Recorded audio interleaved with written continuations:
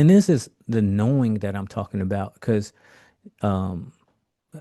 knowing it's a different kind of knowing that we read in the Bible than what most people talk about. John 17:3 says, "And this is life eternal, that they might know thee, the only true God, and Jesus Christ, whom thou hast sent." So you take knowing God in 17:3, and then look at the physical aspect of knowing, again, the physical being a shadow of the spiritual. Genesis 4:1, and Adam knew Eve his wife, and she conceived and bare Cain, and said, I have gotten a man from the Lord. So this knowing that Adam and Eve had with each other brought forth life. So there's a knowing God that brings forth the life of Christ, just like that brings forth the conception of Christ, the conception of life in us, that new life, that new resurrection life that we're talking about, that quickening.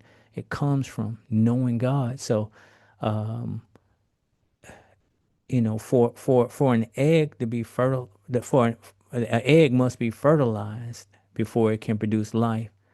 And fertilized means to make fertile or fruitful. So when Adam knew Eve, she became fruitful, and that brings us to the next scripture. Christ said in John 15:5, "I am the vine, and ye are the branches. He that abideth in me, and I in him, the same bringeth forth much fruit.